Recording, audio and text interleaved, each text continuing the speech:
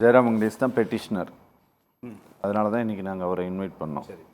அவர் சொன்ன சார்ஜஸ் உங்களுக்கு புரிஞ்சிருக்குன்னு நினைக்கிறேன். ஒரு 32 ஒப்பந்தங்கள் 21, 22 காலகட்டத்தில் கொடுக்கப்பட்டது. அதில் 20 ஒப்பந்தங்கள் ஒரே ஒரு நபருக்கு 110 கோடி ரூபாய் அளவிலான ஒப்பந்தங்கள். மொத்தம் 170, அதில் 110 ஒரே கான்ட்ராக்ட். அதில் தான் ஓடாத ரோட்டுக்கு ரோடு போட்டோன்னு சொல்லிட்டு 4 கோடியே 68 லட்சமா 60 லட்சமா ஜெயராம்? 68 ஜெயராம்? 68. 4 கோடியே 68 லட்சம் ரூபாய் பணத்தை கொடுத்துருக்காங்கன்னு சொல்லிட்டு இதில் A1ஆக திரு ஏவா வேலு சேர்க்கப்பட்டிருக்கார். அந்த கம்ப்ளைண்ட் அப்படியே உள்வாங்கி இன்னைக்கு ரைடு நடந்ததான்னு தெரியல எனக்கு. ஏன்னா இன்னைக்கு என்ன எங்களுக்கு கிடைச்ச தகவல் என்னன்னா, நபார்டு வங்கியில் கொடுக்கப்பட்ட 3.25 கோடியில் 1.25 கோடி ரூபாய் வந்து அமைச்சர் ஊழல் செய்து விட்டார் அப்படின்னு. 10 டெண்டர் பக்கமாக ஒரு கம்பெனிக்கு, அந்த ஆனந்த் இன்ஃப்ரா அப்படின்ற கம்பெனி கொடுத்தாங்கன்னா அது A1, அதாவது இப்போ யார் லீஸ்ட் ப்ரைஸ் அப்படின்ற கோட்டை வந்து யார் அச்சீவ் பண்ணுறாங்களோ அவங்களுக்கு தான் இது டெண்டர் கொடுப்பாங்க பொதுவாக. அப்போ ஒரு கம்பெனி வந்து அந்த ப்ரைஸை வந்து மேட்ச் பண்ணி தான் அந்த டெண்டரை வாங்கியிருக்க முடியும். அது இல்லீகல் கிடையாது. ரெண்டாவது, அவர்கள் அந்த சத்யபாமான்னு அவர் அந்த பொறியாளரை சொன்னார். அவங்க பேர் சத்யபாமா. அந்த பொறியாளர் மேலே ஏற்கனவே இவர் குற்றம் சாட்டியிருக்கிற அந்த திட்டம் வந்து அவர்கள் பொறியாளர்கள் சம்மந்தப்பட்ட ஊழல் நடந்திருக்குன்னு அந்த பொறியாளர் மேலே நடவடிக்கை எடுத்து அந்த திட்டம் மீண்டும் செயல்படுத்தப்பட்டிருக்கு. அதுக்கு அண்ணன் சொல்கிறாரு, எம்என் புக்கெலாம் நாங்கள் வச்சுட்டு இருக்கிறோம், அது நாங்கள் கண்டுபிடிச்சதுனால இவங்க பண்ணாங்க அப்படின்றாங்க. பட் இந்த அவர் மேலே இருக்கிற அந்த பொறியாளர் மேலே இருக்கிற குற்றம் வந்து கண்டுபிடிக்கப்பட்டதனால் மீண்டும் அந்த திட்டத்தை செயல்படுத்தியிருக்கும். அப்போ இதில் ஒரு திட்டத்தை ஒரு இடத்துல ஒரு சுணக்கம் இருந்திருக்கு, ஒரு பிரச்சனை இருந்திருக்கு, அதை அட்ரஸ் பண்ணியிருக்காங்க. மீண்டும் அதை சரி செஞ்ச பிறகு இன்றைக்கு இவ்வளோ தூரம் நான் தூக்கிட்டு வந்து இல்லை அதில் ஒரு ஊழல் நடந்து தான் இருக்குது அப்படின்னா அதை நாங்கள் வழக்கை எதிர்கொள்ள போகிறோம் இல்லையா? இப்போ அந்த வழக்கு வந்து லஞ்ச ஒழிப்புத்துறை என்ன வழக்கு தொடுக்குதோ அந்த வழக்கை முறைப்படி திராவிட முன்னேற்ற கழகமும் அன்னையோடும் எதிர்கொண்டு அந்த வழக்கிலிருந்து வெளியில் வருவாங்க. இது எங்கே நடக்குது? இந்த புள்ளி அந்த அளவோடு நீங்கள் இந்த விஷயத்தை கடந்து போக விரும்புகிறதா திமுக? அதுக்கு பின்னாடி ஒரு விஷயம் இருக்குது. சரி, அது எங்கே இதுக்கு ஆரம்ப புள்ளி என்னென்னா, எங்களோட முதலமைச்சர் வந்து சட்டசபையில் சொல்கிறார், லஞ்சம் வாங்குறவங்களையும் விட மாட்டேன், லஞ்சம் இனிமேல் யாரும் வாங்கவும் முடியாது. அதனால் ஒரு அழுத்தம் வந்துருச்சா திடீர்னு இருக்கு.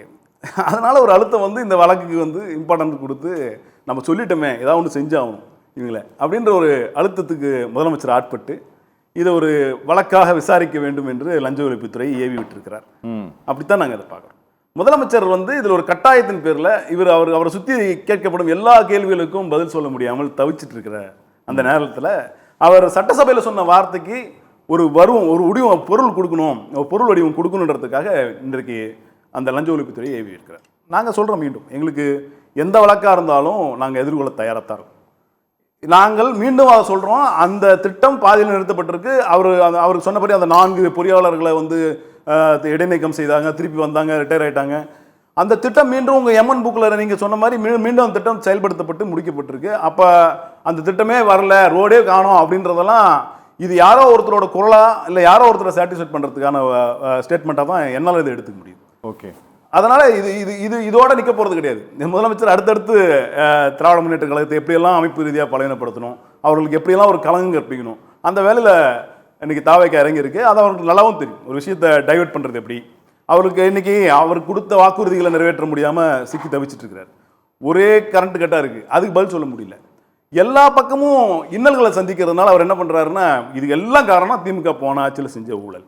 ஓகே, இங்கே பாருங்கள், இந்த ஜெயராம் வெங்கடேஷ் வந்து 2022 கொடுத்த புகார், அதனுடைய ப்ரிலிமினரி என்கொயரி நடத்தி அப்புறம் அது வந்து டீட்டெயில்டு என்கொயரி.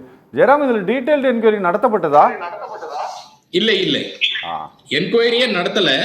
நேரடியாக அங்க வந்து கடந்த அரசு வந்து எதுவுமே என்கொயரியே நடத்தாம அரசாங்கத்துக்கு முழு பெட்டிஷனையும் அமைச்சிட்டு எந்த நடவடிக்கை எடுக்காமலே வச்சிருந்தாங்க. அப்புறம் எப்படி சஸ்பெண்ட் பண்ணாங்க? ஓகே, அது வந்து துறை ரீதியான, அது வேற நடவடிக்கை. அது துறை ரீதியான நடவடிக்கை. அது துறை ரீதியான கிரிமினல் நடவடிக்கை எடுக்கப்படல. ஓகே, ஆனா வந்து இதுல என்ன அப்படின்னா, இந்த கேஸ்ல the government letter public department வந்து 23/6/2026 அன்னைக்கு பர்மிஷன் கொடுத்து அந்த பெர்மிஷன் அடிப்படையில் 24/6/2026 அன்று விஜிலன்ஸ் அண்ட் ஆன்டி கரப்ஷனுடைய ஹெட் குவார்ட்டர்ஸ் வந்து கிரைம் நம்பர் 3/2026 A1 அக்யூஸ்டாக திரு ஏவாவேலுவை சேர்த்து வழக்கு பதிவு செய்திருக்கிறது. அவர் நிறைய கம்ப்ளைண்ட் கொடுத்துருக்காங்க. அதனுடைய லஞ்ச ஒழிப்புத்துறையினுடைய ப்ராசஸ் வந்து அவங்களுக்கு தெரியும். ஆமாம், இதில் முறைப்படி ப்ரிலிமினரி என்கொயரி, டீட்டெயில்டு என்கொயரி, லஞ்ச ஒழிப்புத்துறையில் சில திருத்தங்கள் எல்லாம் கொண்டு வந்ததுனால அப்படி தான் அந்த ப்ராசஸ் போகணும், அப்படி தான் போகணுன்ட்டு ஒரு திருத்தத்தை மோடி கொண்டு வந்திருக்காருன்னு வச்சுக்கோங்களேன். ஆனால் அதெல்லாம் இதில் நடக்கலை. ஏன்னா நீங்கள் கவர்மெண்ட்டில் இருந்ததுனால நீங்கள் நடக்கலை. பட் இந்த கவர்மெண்ட் என்ன பண்ணிடுச்சுன்னா, கம்ப்ளைண்ட் வந்து தெளிவான புகாராக இருக்கிறது. புகாரில் சொல்லப்பட்டிருக்கக்கூடிய தேவையான தரவுகள் இருக்கிறது, அதெல்லாம் அரசு தரவுகள் அப்படிங்கிறதுனால நீங்கள் சொன்னீங்கல்ல, சட்டமன்றம் நடந்த அன்னைக்கு தான் கொடுத்துருக்காங்கன்னு நினைக்கிறேன். கரெக்டா? 23 முடிஞ்சதா அசம்பிளி? கரெக்டா சார்? 23 அன்னைக்கு தான் பெர்மிஷன் கொடுத்துருக்காங்க. அன்னைக்கு பெர்மிஷன் கொடுத்து அடுத்த நாள் போட்டு இன்னைக்கு ரைட் நடந்துருச்சு. அதான் எங்கள் தலைவர் அன்னைக்கு எங்கள் முதலமைச்சர் சொன்னாருங்க. உங்களுக்கு அதான் நான் முன்னாடியே பாயிண்ட் அவுட் சொன்னேன். அது என்னன்னா, முதலமைச்சர் அங்கே ஒரு அழுத்தத்துக்கு ஆளானார். அங்கே சொன்னார், நான் வந்து யாரையும் லஞ்சம் வாங்க விட மாட்டேன், லஞ்சம் என் கட்சியில் இருக்கவங்களையும் வாங்க மாட்டேன், வாங்குறவங்களையும் சும்மா விட மாட்டேன். அவர் என்ன நினைச்சதை சொன்னாருன்னு தெரியல. இல்லை, அவர் சொன்னதை மெய்ப்பிக்கணுன்றதுக்காக ஏதோ ஒரு வேலையில் இறங்கியிருக்காருன்னு தான் திமுக கருது. ஓகே, சட்டப்படி எதிர்கொள்ள தயாரா இருக்கும்ன்றேன். இப்போ நீங்க இந்த வழக்கு பார்த்து பயந்து ஓடல, வழக்கு நீங்க தொடர்ந்துருக்கீங்க, உங்களுக்கு ஏதோ ஒரு டவுட் இருக்கு, நீங்க கம்ப்ளைண்ட் பண்ணிருக்கீங்க, வழக்கு தொடர்ந்துருக்கு, சட்டப்படி அதை எதிர்கொள்றோம். ஓகே ஓகே, எதிர்கொண்டு என்ன மாதிரியான மக்களுக்கு இந்த உண்மைகளை எங்க தரப்புல இருந்து சொல்ல முடியுதோ அதை சொல்றதுக்கு நாங்க கடமைப்பட்டிருக்கோம். ஓகே.